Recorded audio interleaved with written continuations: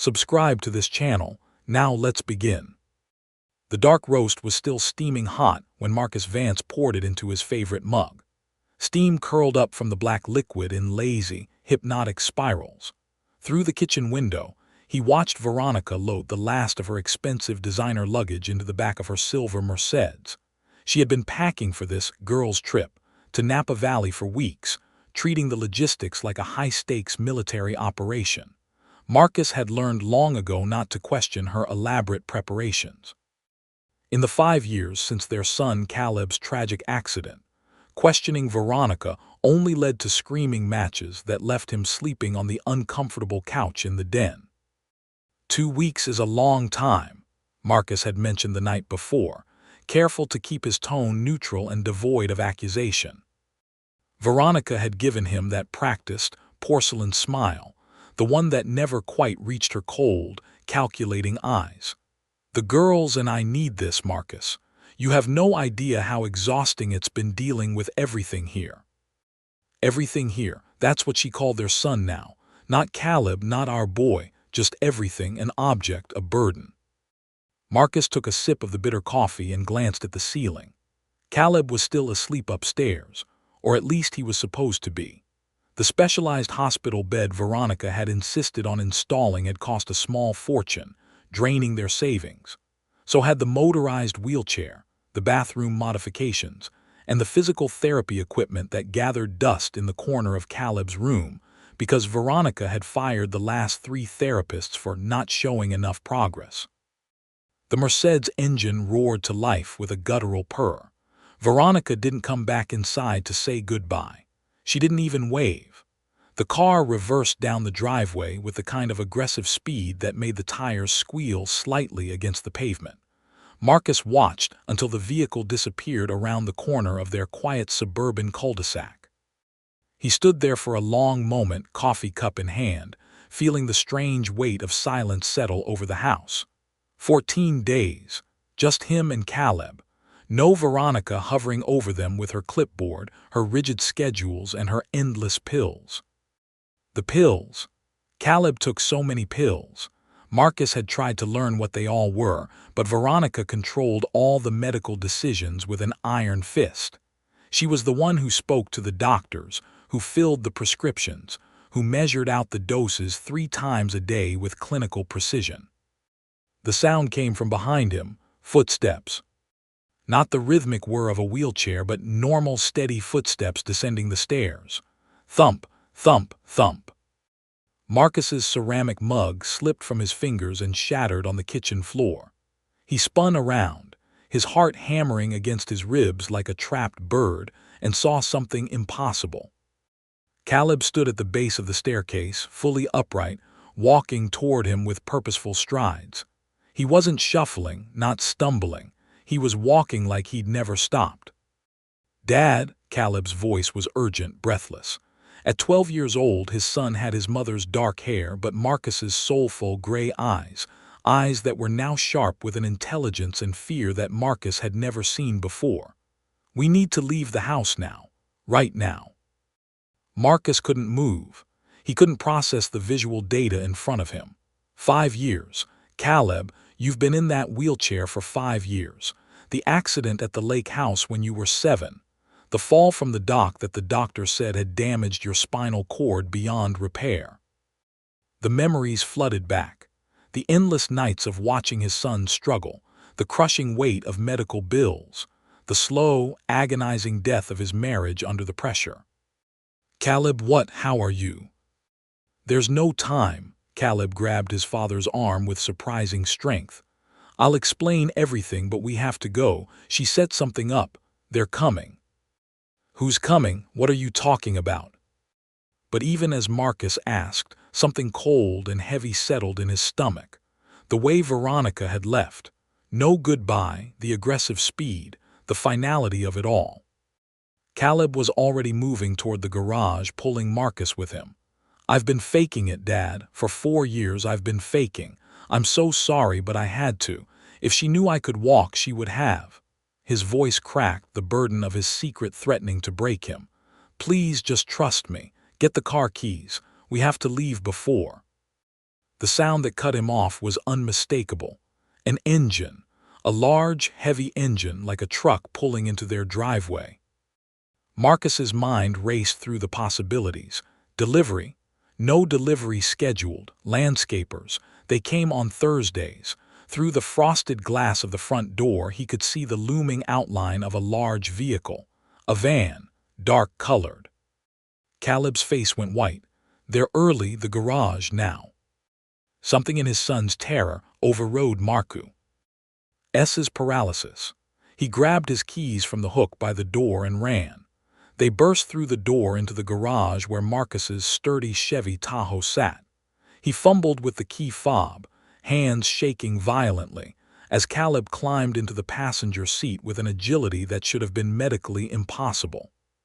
The garage door opener. Marcus hit the button and the door began its slow, mechanical rise. Too slow. Everything was happening in slow motion. He started the engine, threw the car into reverse, and looked back through the rising garage door. Marcus could see boots, 2 pairs of boots, men's heavy work boots. "Go, go, go," Caleb shouted. Marcus didn't think. He slammed his foot on the accelerator. The Tahoe shot backward out of the garage with a force that pressed them both into their seats. The men jumped aside just in time. Marcus caught a glimpse of dark clothing, ski masks, and something metallic in one man's hand. A gun, a crowbar. And then they were in the street, tires screaming as Marcus yanked the wheel. "Drive toward the industrial district," Caleb said, breathing hard, his chest heaving. "Near the shipping yards. There's a storage unit, number 247. I'll explain everything there." Marcus's knuckles were white on the steering wheel. He checked the rearview mirror. The dark van was pulling out of the driveway, beginning to follow. "Caleb, you need to tell me what the hell is going on right now." His son turned in the seat and Marcus saw tears streaming down the boy's face. "Mom's been trying to kill us, both of us, and I have proof." The words hung in the air between them like toxic smoke.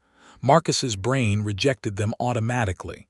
Veronica, his wife, the mother of his child, she was cold, yes, distant, absolutely, but murder. "That's insane," Marcus said, but his voice sounded hollow even to his own ears. 4 years ago I started getting better," Caleb said rapidly, watching the van in the side mirror. "My legs started working again. The doctors called it a miracle spontaneous recovery, but Mom got really upset. I mean, really upset, Dad.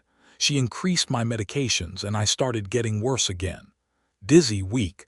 I couldn't figure it out until I pretended to take my pills one day and hid them instead."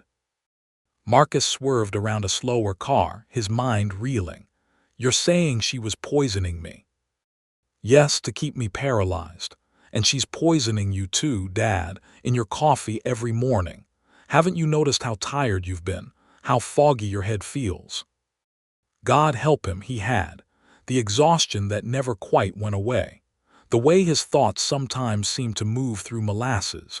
He'd blamed stress, age, the burden of caregiving. "I've been watching her for 4 years, Caleb continued. Playing Paralyzed so she wouldn't know I figured it out. I've been collecting evidence, recordings, her pills and yours that I swapped out and hid, documents. Dad, she's done this before." "What?" "Her first husband, David Thorne, he died in a house fire 7 years ago, right before she married you. Life insurance paid out almost $1 million. Caleb's voice was shaking.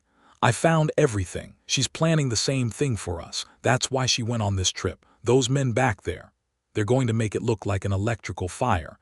Tonight we were supposed to be asleep. Dead." Marcus's hands were trembling so badly he nearly lost control of the wheel. He forced himself to breathe, to focus.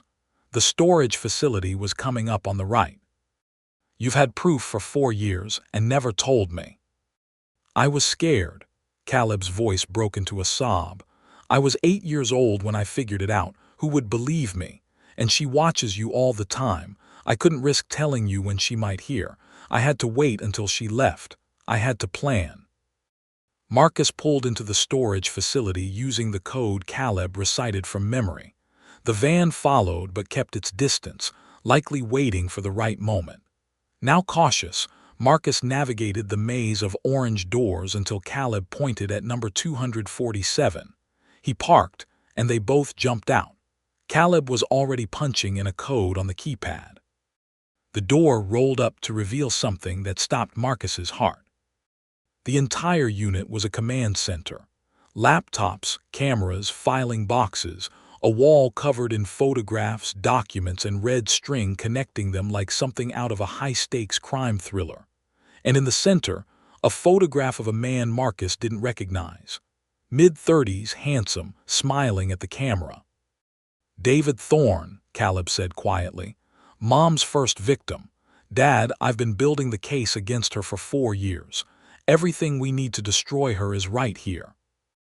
Marcus stared at his 12-year-old son, this stranger who'd spent a third of his life pretending to be paralyzed, playing the long game against his own mother. He realized he had no idea who Caleb really was or what his son was capable of. Outside, he heard the van's engine idling, waiting. The stow rage unit was climate-controlled, which explained how Caleb's equipment had survived. Marcus counted 4 laptops, 2 tablets, and enough hard drives to stock a small electronics store. The wall of evidence looked like something from a federal investigation. "How did you even do all this?" Marcus asked, still trying to wrap his mind around the sheer scale of it. Caleb pulled down the rolling door, sealing them inside. "I had help, sort of." He moved to one of the laptops and opened it. "After I figured out what Mom was doing, I knew I had to be smart. I started with the basics, pretending to be asleep when she thought I was knocked out from the medication. I heard things, phone calls, her talking to Grandma Alina." "Your grandmother knows about this."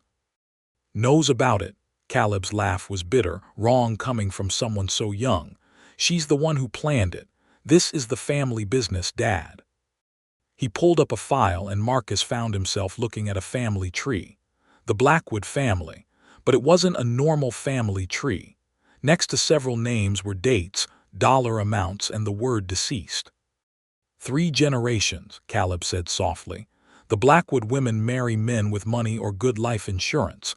They slowly poison them, make them dependent, and then stage accidents.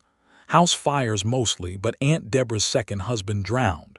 Cousin Tracy's husband had a car accident. He clicked through files. "I've documented 12 cases over 30 years." Marcus felt sick. He'd met Alina Blackwood dozens of times, the sweet grandmother who brought cookies to family gatherings, who'd helped with Caleb after the accident, who'd been in their house countless times with access to everything. "The storage unit," Marcus said. "How did you rent it? You're 12. "I didn't. David Thorne did." Caleb pulled up another document. "Before he died, he rented this unit. I found the key in a box of Mom's things she thought she'd hidden. There was a letter inside. He knew something was wrong. He was documenting her too, but he didn't figure it out in time." He opened a small lockbox and pulled out a handwritten letter. Marcus recognized the controlled panic in the shaky handwriting. "If you're reading this, I'm probably dead. Veronica is not who she seems. I've been sick for months. The doctors can't figure out what's wrong. She insists on handling all my medication. I've started to suspect."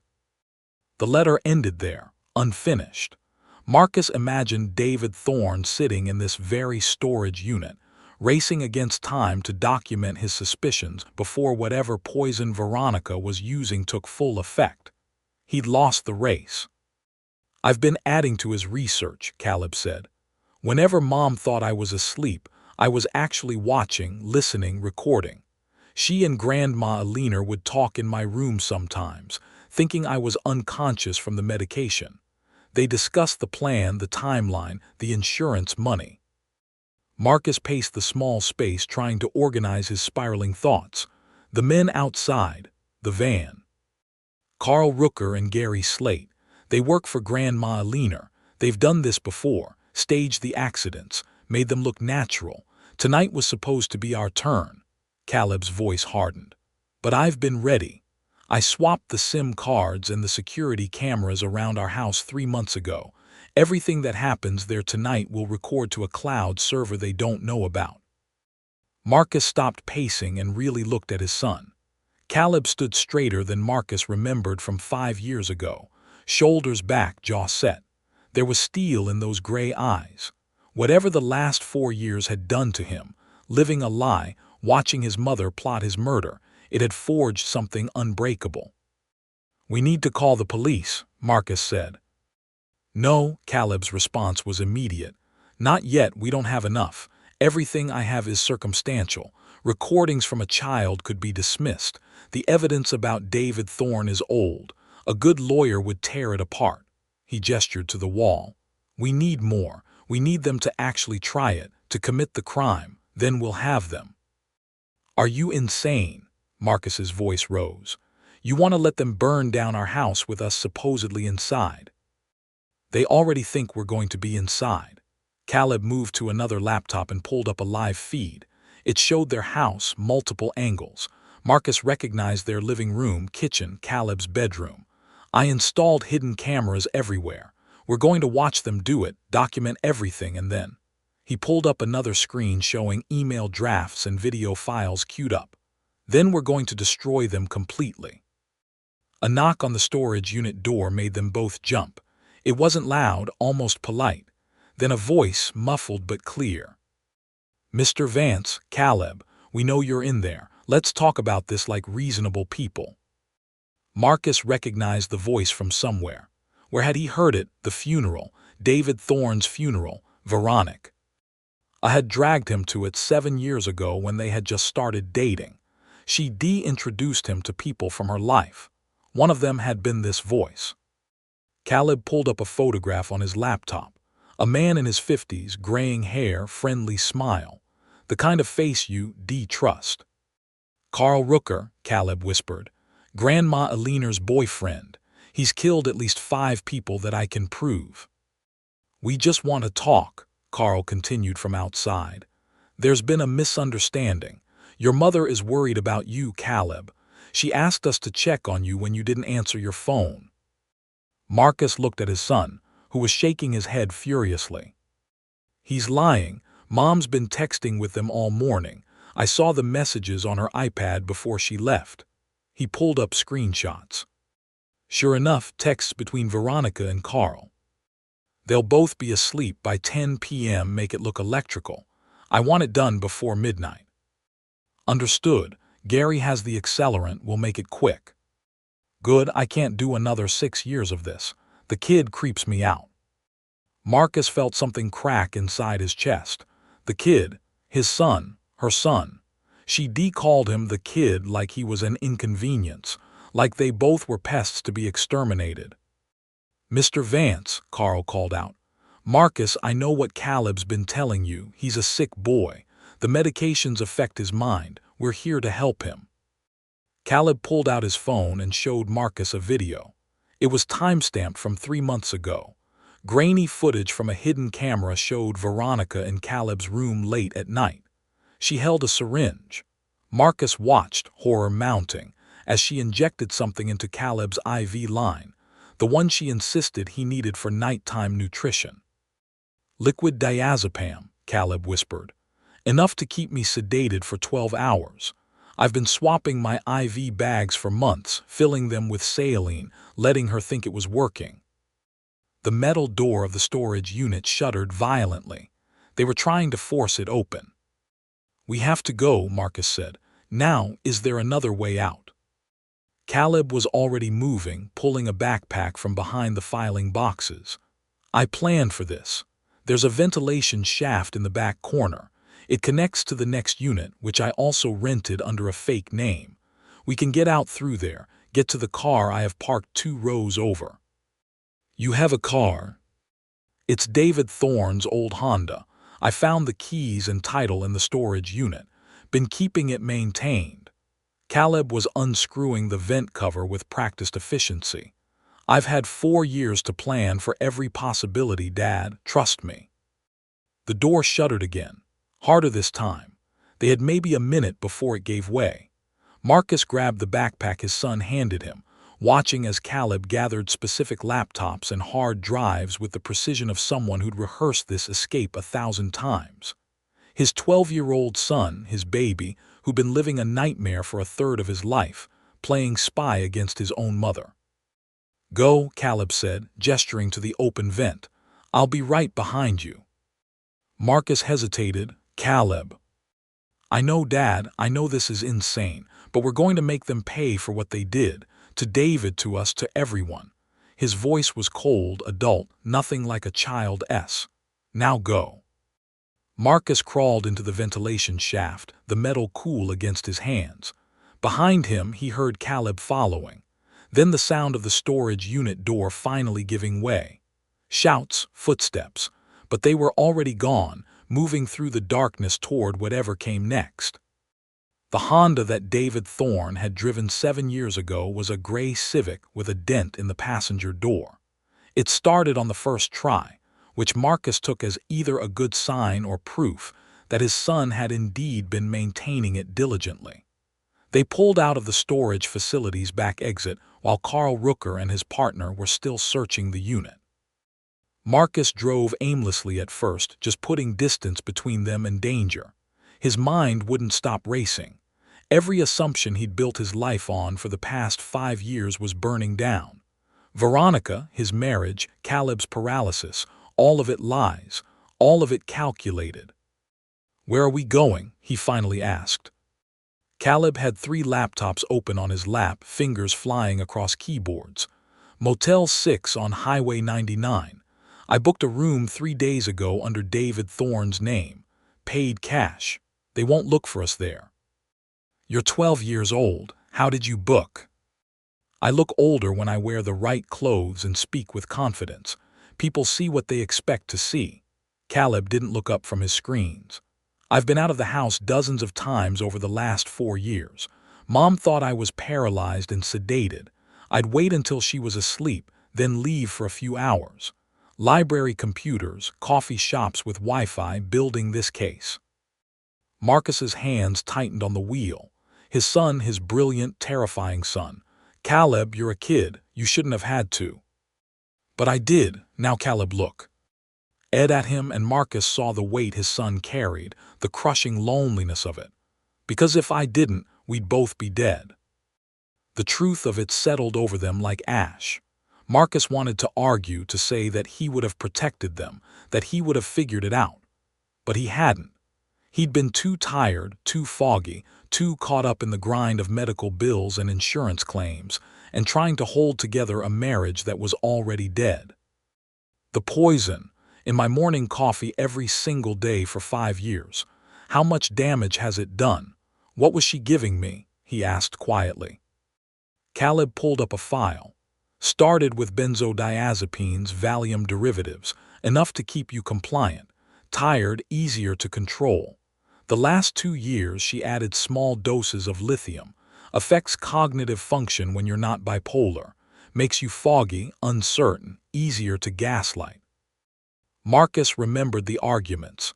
The times Veronica had told him he was remembering things wrong, that he was confused, that his version of events didn't make sense. He started to doubt himself, his own memories, his own mind. "How did you even figure this out?" "Google at first, then medical textbooks from the library. I'd photograph pages with my phone. Mom got me the phone so I could call for help if I needed it, but she never thought I'd use it for research." Caleb clicked through screens. "I documented everything, every pill she gave me, every symptom, cross-referenced them with toxicology databases. Then I started testing, taking some pills, hiding others, noting how I felt, building a pattern." "Jesus, Caleb, that was dangerous." "More dangerous than letting her kill me." His son's voice was sharp. "I did what I had to do, and I got smart about it. Started connecting with online communities, medical forums, true crime groups. I found other people who'd been through similar things. They helped me understand what I was seeing." The Motel 6 appeared on the right, a dingy 2-story building that probably rented rooms by the hour, perfect for disappearing. Marcus parked in the back and they grabbed their bags. The room Caleb had booked was on the second floor, a corner unit with a view of the parking lot. Inside, it smelled like stale cigarette smoke and industrial lemon cleaner. 2 double beds, a TV bolted to the dresser, curtains that had seen better decades. But it was safe for now. Caleb immediately set up his laptops on the small table, creating a command center. Marcus watched him work. This stranger who looked like his son. The efficiency of movement, the focus. Where had the child gone? When had Caleb stopped being a kid? 4 years, Marcus said out loud. You've been playing this role for 4 years, pretending to be paralyzed. That's necessary, Caleb plugged in a hard drive. But also horrible. I won't lie, Dad. There were times I wanted to tell you so badly, times I almost broke, but I couldn't risk it. If Mom suspected for even a second that I knew, she would have accelerated the timeline. We'd be dead. Marcus sat on the bed, suddenly exhausted. The adrenaline was fading, leaving behind the crushing weight of reality. Your childhood, I can't get that back for you. I know, Caleb's voice softened. But I'm alive, we're both alive, and we're going to make sure they pay for what they did. The police won't be enough. Caleb turned to face him fully. I've thought about this for 4 years, Dad, every angle. If we go to the police now, what do we have? Some recordings that could be called hearsay. Evidence about David Thorne's death that was ruled accidental 7 years ago. Pills I stole that could be explained away. And Grandma Alina has connections. Her brother is a judge. Her nephew is a prosecutor. The Blackwoods have been doing this for 30 years because they know how to make it disappear. Marcus's stomach churned. So what are you saying? I'm saying we need ironclad proof, video evidence of them actually committing a crime, confessions, financial records. We need to build a case so airtight that their connections won't matter. Caleb pulled up the security feed from their house. And tonight, we're going to get it. The screen showed multiple angles of their empty home. Living room, kitchen, hallway, Caleb's bedroom with the hospital bed. Everything looked normal, quiet, waiting. They think we're in there, Caleb said. Asleep from the medication, helpless. They're going to come back tonight to finish the job, and we're going to record all of it. And then what? Marcus asked. They burn down the house. We show the video to police and hope it's enough. No, then we go deeper. Caleb opened another file. This one showed financial records, bank accounts, wire transfers, life insurance policies. While they're committing arson tonight, I'm going to be hacking into Grandma Alina's personal server. She keeps everything digital now. All the records of their operations, names, dates, methods. It's all there.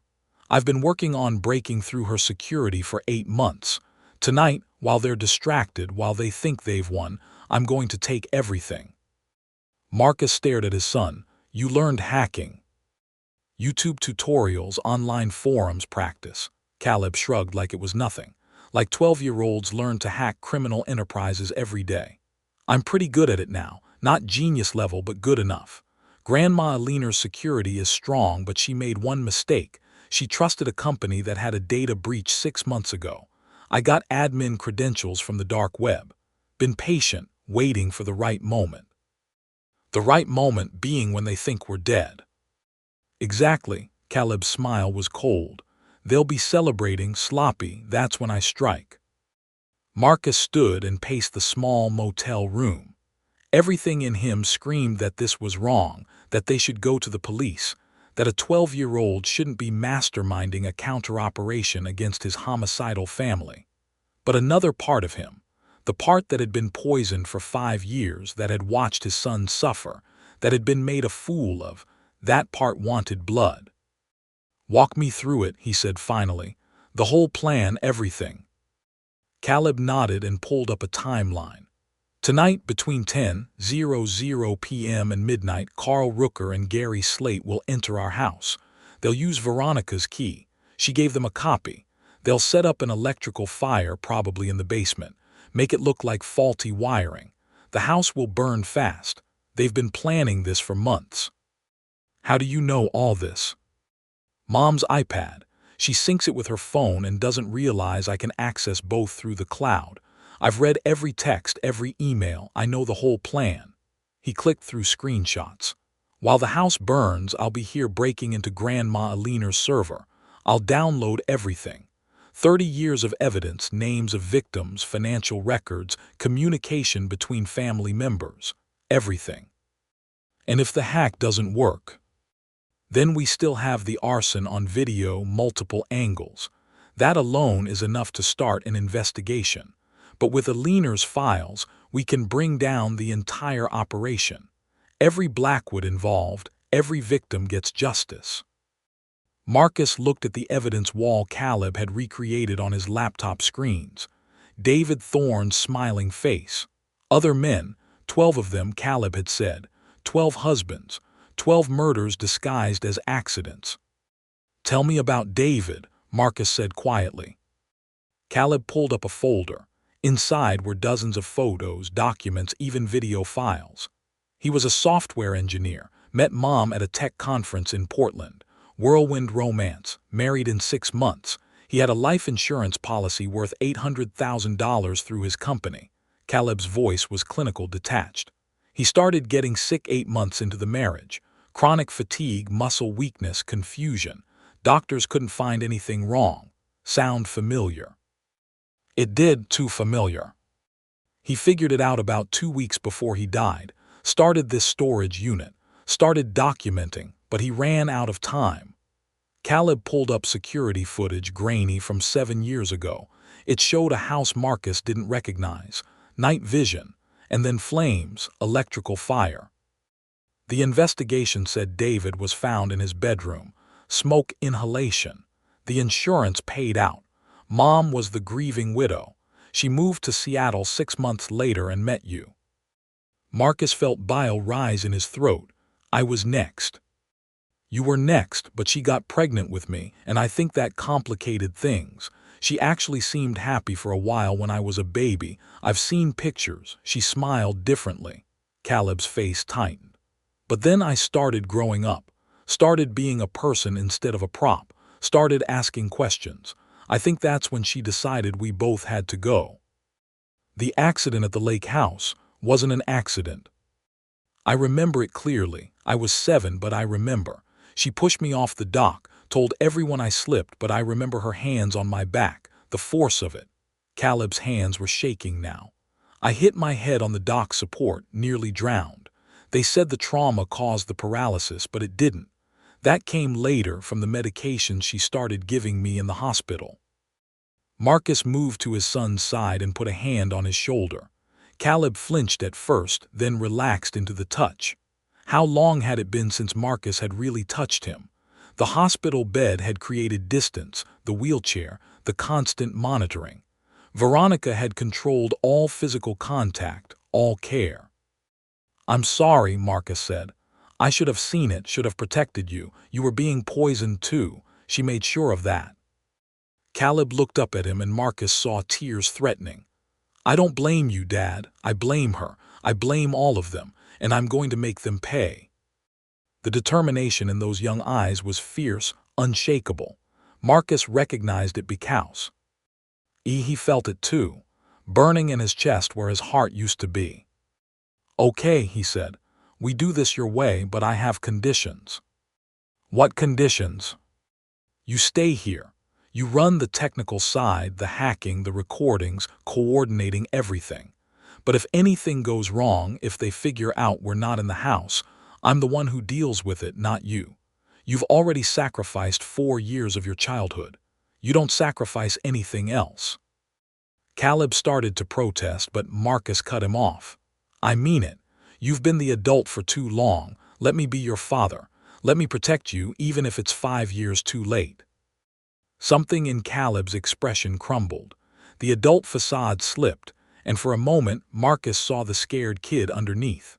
The child who'd been alone in this fight for so long. Okay, Caleb whispered. Okay, Dad. They spent the next few hours preparing. Caleb walked Marcus through every system, every camera feed, every contingency plan. The kid had thought of everything. backup power for the recordings, multiple redundant servers, emergency contacts who'd receive the evidence if something went wrong. "Who are these contacts?" Marcus asked, looking at the list. "True crime podcasters, journalists, people who will actually investigate if we disappear." Caleb pulled up profiles. "I've been building relationships with them for 2 years. They think I'm a 25-year-old researcher interested in unsolved cases. If we don't check in by tomorrow noon, they all get packets of evidence." Marcus shook his head in amazement. "You really have thought of everything." "I had to. It was the only way to survive." At 8:00 p.m., they ordered pizza from a place 3 blocks away. Marcus went to pick it up, wearing a baseball cap and keeping his head down. The paranoia was new but necessary. He kept expecting to see Veronica or Carl or someone from the Blackwood family. But the streets were normal.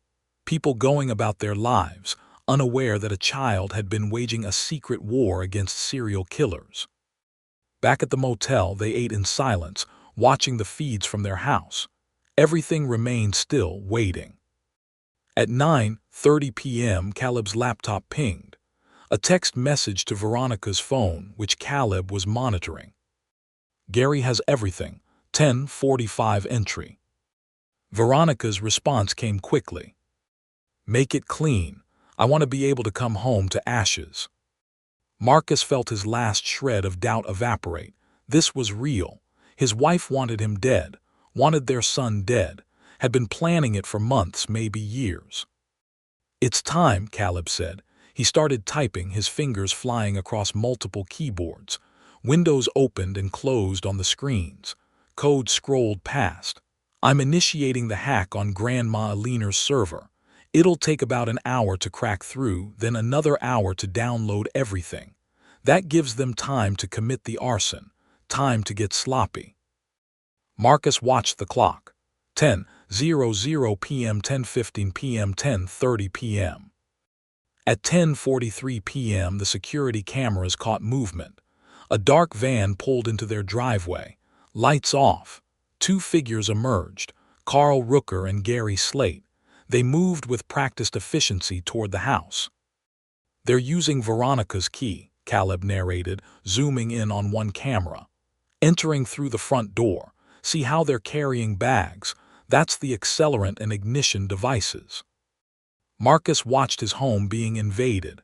These men walked through his living room, his kitchen, the hallway where Caleb had taken his first steps. They were casual about it, experienced. "Basement access," Caleb continued. The camera showed them opening the basement door. "They'll set up multiple ignition points, make it look like an overloaded circuit. The fire will spread through the walls, cut off exit routes. We would have died in our sleep, never knowing what happened." On screen, Carl Rooker was setting up small devices near electrical panels behind the water heater, along the support beams. Marcus recognized them from movies. Incendiary devices with timers. "How long do we have?" Marcus asked. "They'll set the timers for midnight. Gives them time to get clear, establish alibis. By the time the fire department arrives, the house will be fully involved." Caleb's voice was steady, clinical. "We have 90 minutes. The hack progress bar is at 47%. "What if they figure out we're not there?" Marcus asked. "What if they check the bedrooms?" "They won't. Mom confirmed we'd be sedated. They trust her intel." Caleb pulled up more texts. "Besides, they're professionals. In and out fast, minimal risk. They've done this before." On camera, Carl and Gary were moving back upstairs. They did a quick sweep of the house. Marcus's bedroom. Caleb's room with the empty hospital bed. Carl pointed at the bed and said something to Gary. They both laughed. Marcus's hands clenched into fists. They were laughing about murdering a child. "Easy, Dad," Caleb said softly. "We've got them. This is all being recorded in real time to 3 separate servers. Cloud backup, encrypted, timestamped, they're done." The 2 men left the house at 11:02 p.m. The van pulled away, lights still off, disappearing into the Seattle night. Timers are set, Caleb confirmed, checking the camera feeds. Midnight. We have 58 minutes until ignition. The hack progress bar just hit 73%. Marcus paced the motel room, adrenaline making it impossible to sit still. After we have everything, after the house burns, what's the play? We go to the FBI, not local police. I've already identified the agent we need, Alex Mercer, White Collar Crime Division. He specializes in complex fraud cases. I've been anonymously feeding him information about the Blackwoods for 6 months. He's already investigating. He just doesn't have enough for warrants yet. You've been talking to the FBI through encrypted channels. He thinks I'm a whistleblower inside their organization. Tomorrow morning we show up at his office with everything. The arson video, Aliner's files, David Thorne's evidence, testimony about the poisoning, medical records I've been stealing and copying. All of it. By tomorrow afternoon, the Blackwoods will be in custody. The progress bar hit 89%. At 11:47 p.m., Caleb's laptop chimed. We're in, downloading now. Marcus watched as folders and files began transferring. Financial records, communication logs, video files. The scope of it was staggering. Gigabytes of data, decades of crimes. Holy, Caleb breathed. Dad, look at this. He pulled up a spreadsheet. It listed names, dates, methods, and payouts. 17 victims, not 12, spanning back to 1992. The Blackwood family's legacy was even worse than Caleb had documented. This is it, Marcus said. This is enough to put them all away forever. At 11:58 p.m., with the download at 96%, Caleb's phone buzzed. A call from an unknown number. He showed Marcus the screen. It's Veronica, Caleb said. Calling from a burner phone. Should I answer? She thinks we're dead in 2 minutes. Why would she call? I don't know, Caleb stared at the ringing phone. Maybe guilt, last-minute panic, or maybe. The house cameras showed a flash of light in the basement. Then another. The timers had activated early.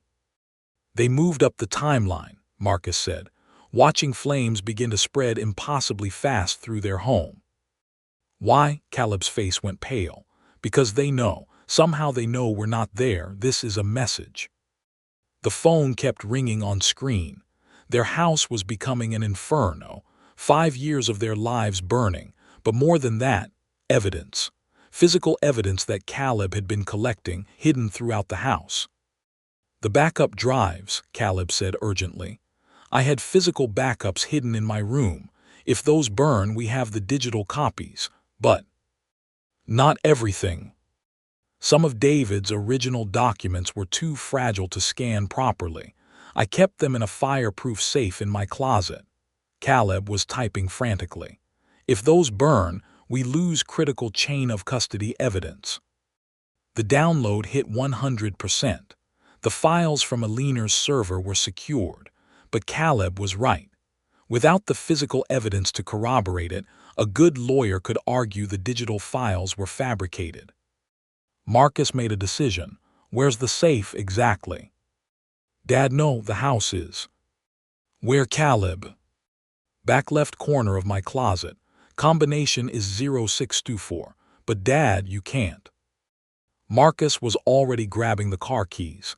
Keep downloading anything else you can find. If I'm not back in 30 minutes, you send everything to Agent Mercer and those journalists. You disappear. You survive. Understand? Dad. Understand. Caleb's eyes were wide with fear, but he nodded. 30 minutes, then I send everything. Marcus ran. The Civic screamed through empty streets, running every red light.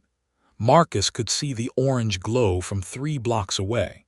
The fire department hadn't arrived yet, probably called in as an electrical fire, low priority compared to actual emergencies. He parked down the street and ran toward his burning house. The heat hit him like a physical wall, but the front door was still intact. Smoke poured from the windows, black and choking, but the main structure hadn't collapsed yet. Marcus pulled his shirt over his mouth and kicked in the door. Smoke filled his lungs immediately, burning, acidic.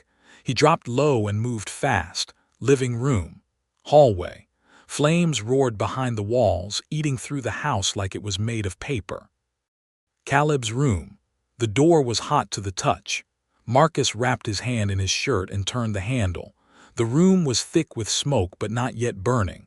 He could see the hospital bed, the wheelchair, all the props of Caleb's false imprisonment. The closet, back left corner. Marcus ripped open the door and dug through shoes and old clothes. There. A small fireproof safe bolted to the floor. His fingers fumbled with the combination. 0624. The lock clicked open. Inside were documents in plastic sleeves. David Thorne's handwriting. M. Medical records, photographs. Caleb had preserved everything. Marcus grabbed the safe. It was only about 12 inches square, and turned to run. The explosion came from the basement. Gas line. Marcus's mind registered distantly. The house shuddered violently. The floor beneath him buckled, and suddenly he was falling through fire and smoke and collapsing timber. He hit something hard. Pain exploded through his shoulder, his ribs, but his hand still clutched the safe. Through the roaring flames and the ringing in his ears, Marcus heard sirens. Finally, the fire department. He crawled through what had been the kitchen toward the back door. The heat was unbearable, singing the hair on his arms. If he could reach the back door. Hands grabbed him, pulled him. Marcus fought until he heard a voice. "Sir, we've got you. Stop fighting." Firefighters. They dragged him out into the backyard, into clean air. Marcus gasped, coughed, his lungs screaming, but the safe was still in his hands. An EMT tried to take it from him. Marcus held tighter. "Evidence," he croaked. "Murder evidence, FBI, Agent Alex Mercer." They looked at him like he was crazy. But one of them must have believed him because they let him keep it as they loaded him into an ambulance. Marcus's phone, somehow still in his pocket, buzzed. A text from Caleb. "Dad, answer me. Are you alive?" With shaking, burned fingers, Marcus typed back. "Got it, I'm okay. Meet Agent Mercer tomorrow, we've got them." The ambulance pulled away from his burning house, sirens wailing. Through the rear window, Marcus watched his life turn to ash, but clutched against his chest was everything they needed to destroy the people who'd tried to destroy them. Justice was coming for the Blackwoods, and it was going to burn just as hot as this fire.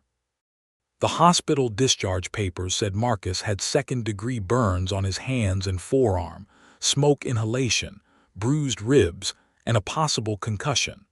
The doctor wanted to keep him overnight for observation. Marcus signed himself out AMA, against medical advice, and called an Uber to take him back to the Motel 6.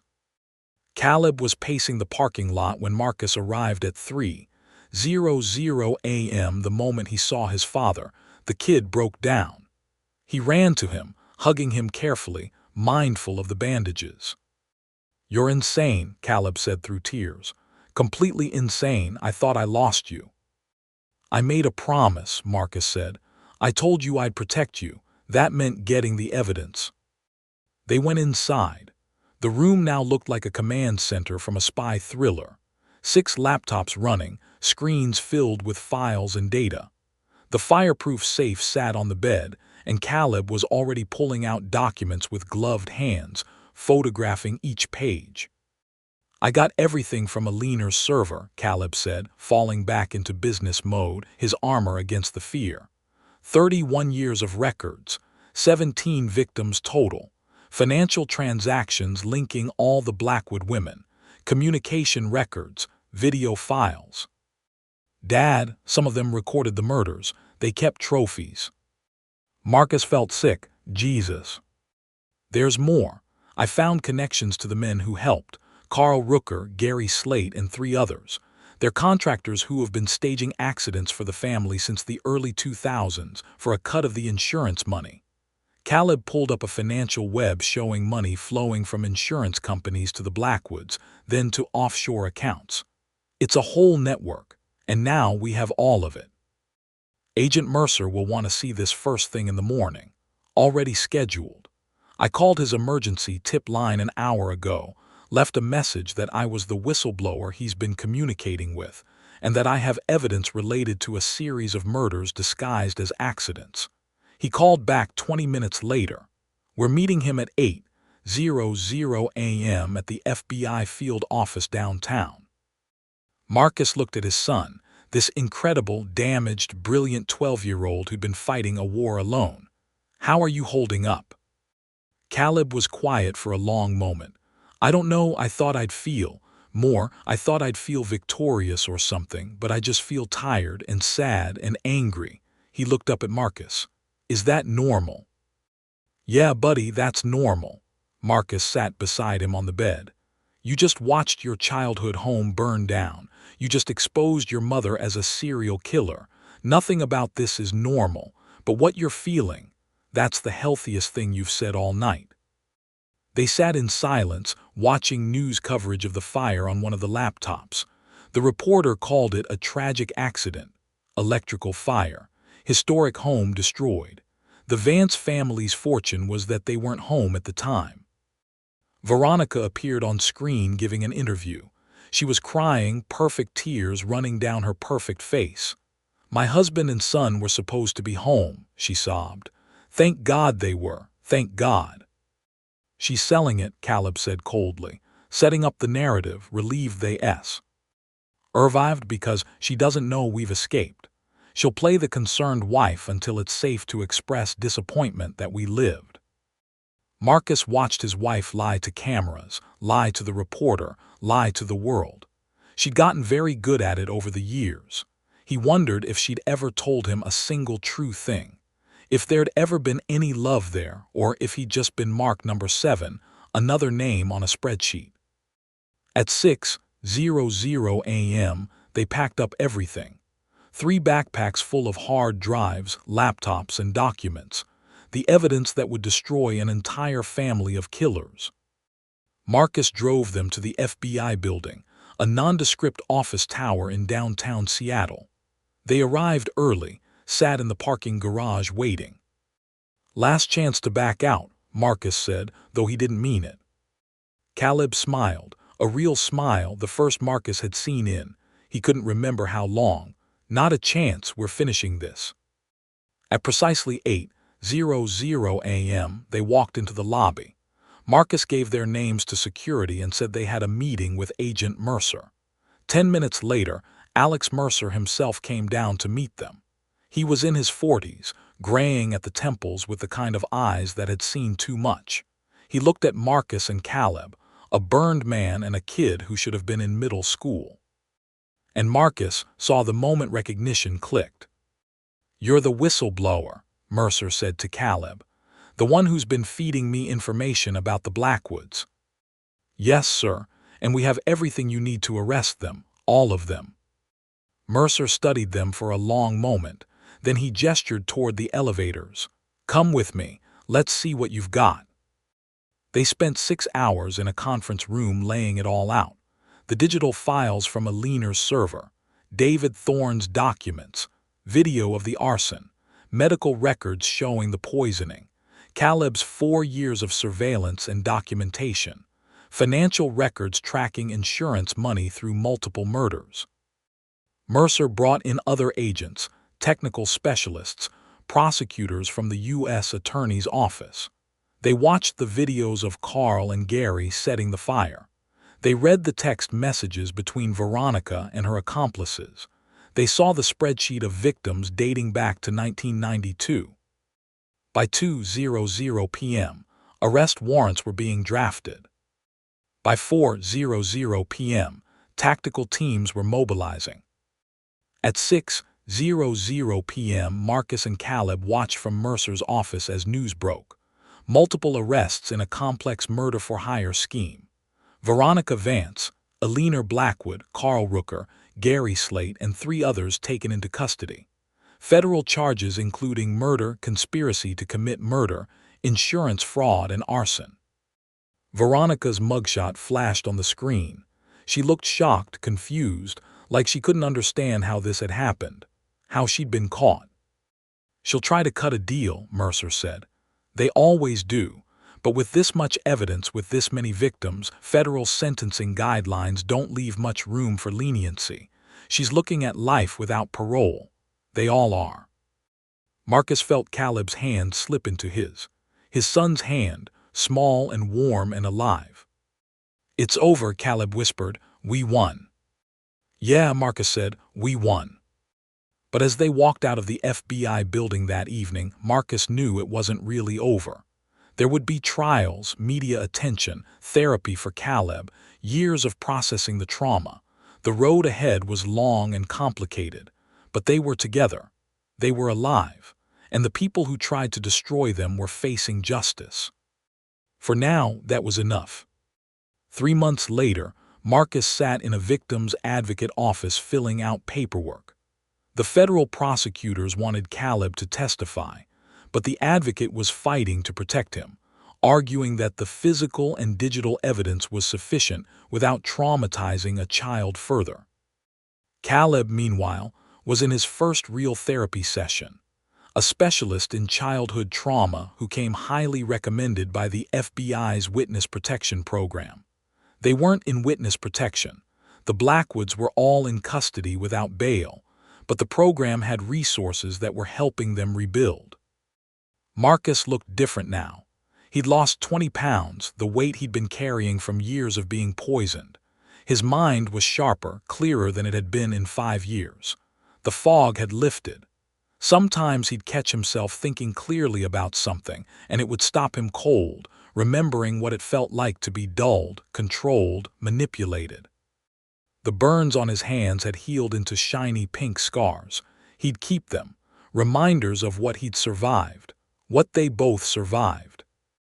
"Mr. Vance," the advocate, a woman named Sarah Jenkins, gestured him into her office. "How are you holding up?" "Better," Marcus said honestly.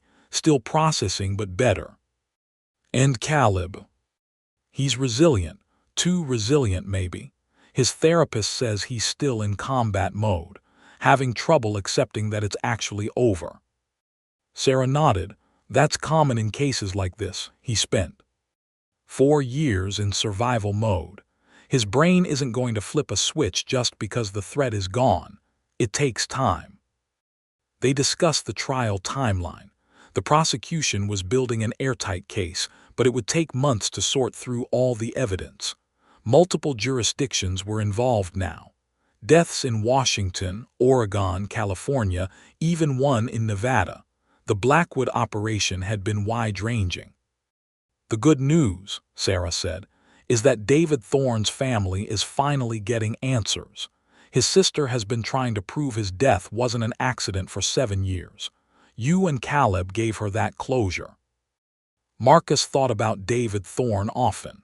The man whose storage unit had saved their lives, whose documentation had provided the foundation for Caleb's investigation. In a strange way, David had gotten his revenge. His evidence would help convict the woman who murdered him. "There's something else," Sarah said. "The insurance companies are filing civil suits to recover the fraudulent payouts.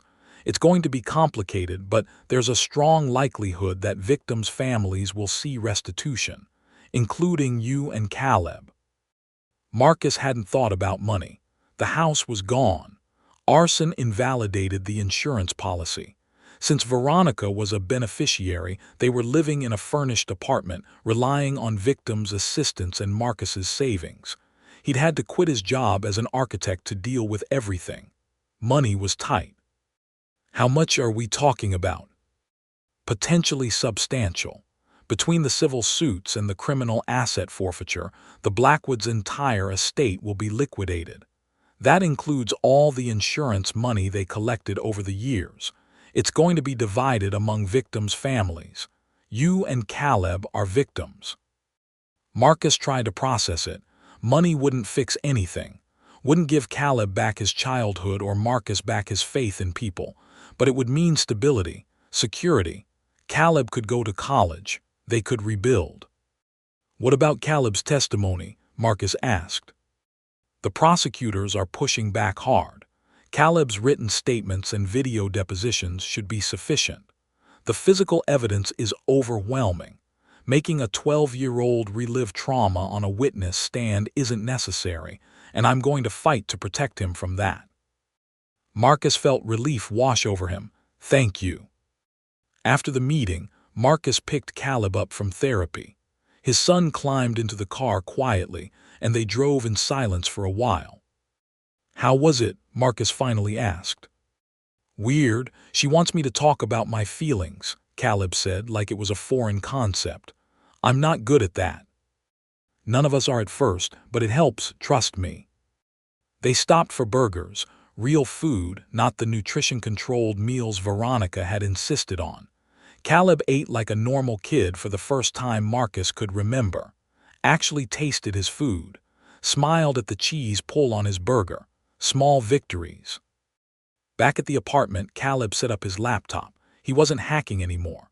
Mercer had made him promise to use his skills legally from now on, but he was learning programming properly, taking online courses, channeling his abilities into something constructive. Marcus watched him work, marveling at the resilience. Caleb had been broken down and rebuilt himself, had survived what should have destroyed him, and he was still fighting, still moving forward. "Dad," Caleb said without looking up from his screen. "Yeah. Thank you for believing me, for getting the evidence from the house, for everything." Marcus crossed the room and hugged his son, really hugged him. "You saved us, Caleb, all of this. You did it. You're the bravest person I've ever known." Caleb hugged back, and Marcus felt the tension in his son's shoulders finally start to release. Just a little, just enough. They had a long road ahead, years of therapy, legal battles, rebuilding their lives from scratch, but they'd face it together, as a team, as father and son. And somewhere in a federal holding facility, Veronica Vance was learning what it meant to be trapped, to be helpless, to have control stripped away. Justice wasn't always perfect, but sometimes, Marcus thought, sometimes it came close enough. The trial began 9 months after the arrests. Marcus and Caleb sat in the gallery, watching as the prosecution laid out their case. The courtroom was packed. Media, victims' families, legal observers. This was the kind of case that would be studied for years. Veronica sat at the defense table, looking smaller than Marcus remembered. Prison had stripped away her polish, her carefully maintained facade. She looked tired, defeated. And when her eyes met Marcus's across the courtroom, there was something in them he'd never seen before: fear. The prosecution's case was methodical. They presented the evidence in chronological order, starting with the earliest victim in 1992 and working forward. Each case followed the same pattern: marriage, isolation, poisoning, accident, insurance payout, 17 men, 17 families destroyed. When they reached David Thorne's case, they played his video testimony, the recordings he'd made in the storage unit before he died. His voice shaky but determined, describing his suspicions, showing the pills he'd secretly kept, explaining that if anyone was watching this, it meant Veronica had killed him. Several people in the gallery wept. Marcus held Caleb's hand. Then came Marcus and Caleb's case. The arson video played on screens throughout the courtroom.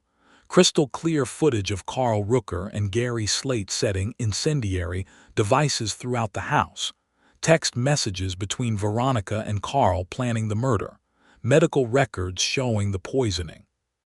And finally, Caleb's testimony, pre-recorded to protect him from cross-examination, played on video.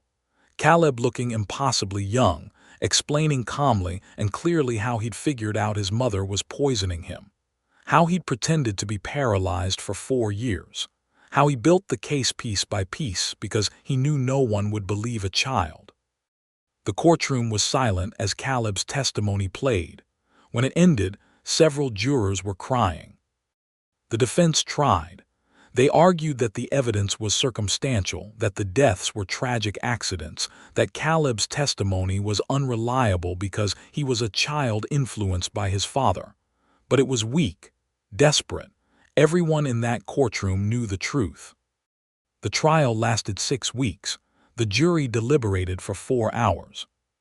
Guilty on all counts. Veronica's face crumpled when the verdict was read. She cried, real tears this time, not the performative grief she'd shown the media. Eleanor Blackwood sat stone-faced. Carl Rooker stared at the table. Sentencing came 2 months later. The federal judge was a woman in her 60s who'd clearly spent those 2 months reading every detail of every case. "I've been on the bench for 30 years," she said, "and I have never seen a conspiracy as cold-blooded, as calculated, as utterly devoid of humanity as this one. 17 men murdered, families destroyed, children left without fathers. And for what? Money. Insurance payouts that you spent on luxury vacations and designer clothes." She looked directly at Veronica. "You had everything. A loving husband, a brilliant son, a comfortable life. And you plotted to murder them both. You poisoned your own child for years, kept him imprisoned in a wheelchair, all so you could eventually kill him and collect insurance money. I am struggling to comprehend that level of evil." Veronica tried to speak. The judge cut her off. "You will spend the rest of your natural life in federal prison. You will never see freedom again. And I hope in the decades you spend in a cell you think about Caleb Vance, about the childhood you stole from him, about the trust you betrayed, about the lives you destroyed." Life without parole, for Veronica, for Eleanor, for Carl and Gary and the others. Marcus and Caleb walked out of the courthouse into bright sunlight. Media swarmed, but victim advocates created a buffer, got them to their car. As Marcus drove away, Caleb was quiet. He stared out the window at Seattle passing by. "You okay?" Marcus asked. "I thought I'd feel better," Caleb admitted.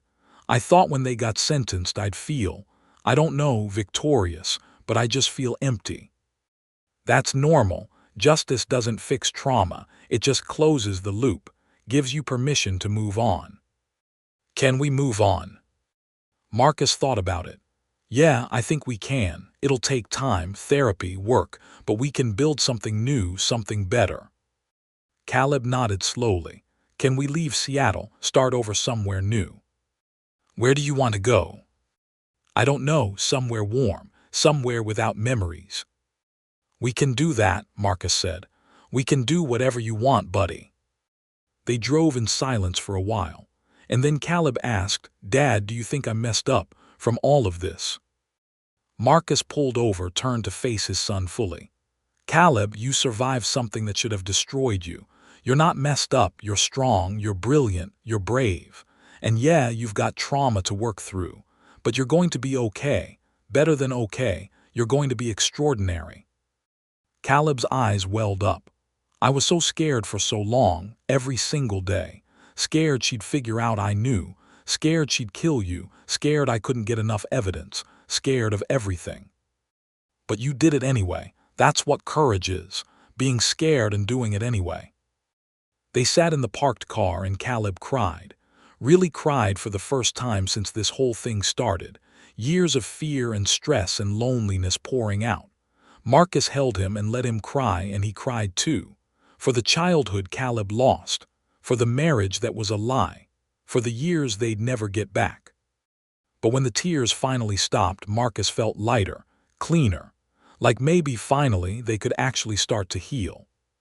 2 years later, Marcus stood on a beach in San Diego, watching Caleb play volleyball with kids from his high school. His son was 14 now, tall and lean, laughing as he spiked the ball. A normal teenager doing normal teenager things. They'd moved south 18 months ago, fresh start. Marcus had found work with an architecture firm downtown. Caleb had enrolled in a private school with an excellent trauma-informed counseling program. They saw therapists, both individual and family. They'd done the work. Caleb still had nightmares sometimes, still struggled with trust, but he was getting better, making friends, playing sports, being a kid. Finally, the civil suits had settled. The Blackwood estate had been liquidated, and the victims' families had received restitution. Marcus and Caleb's share had been substantial enough to buy a house near the beach, pay for Caleb's school, set up a college fund. They donated a portion to organizations that supported child victims of parental abuse. David Thorne's sister, Maria Thorne, had reached out. She wanted to meet the people who had finally brought her brother's killer to justice. They'd had dinner and she'd given Caleb something precious, David's journals from before he died. His thoughts, his dreams, his humor, proof that he'd been more than a victim. He'd been a person. Caleb had read them cover to cover and decided he wanted to study computer science in college. Like David, a way to honor the man whose evidence had saved their lives. Marcus's phone buzzed. A text from Sarah Jenkins, their victim's advocate who'd become a friend. Saw the news. Eleanor Blackwood died in prison. Thought you should know. Marcus felt nothing. No satisfaction, no relief, just a distant acknowledgement that another chapter had closed. He texted back, "Thanks for letting me know." Caleb jogged over, sweaty and grinning. "Did you see that spike, right past their blocker?" "I saw it, very impressive." Marcus handed him a water bottle. "You having fun?" "Yeah, Reed invited me to a party next weekend. Can I go?" Normal questions, normal teenage life. It still surprised Marcus sometimes. "Yeah, you can go. Usual rules. Text me when you get there and when you're coming home." "Thanks, Dad." Caleb started to run back to his friends, then stopped, turned. "Hey, Dad." "Yeah. I'm glad we moved here. I'm glad we're us." Marcus smiled. "Me too, buddy, me too." He watched his son rejoin the game, watched him laugh and play and just be 14. All the things he should have been doing for the past 5 years. The Blackwoods were gone, dead or in prison. The threat was over, the trauma was healing. And Marcus and Caleb were building something new, not perfect, not undamaged, but theirs, real, true.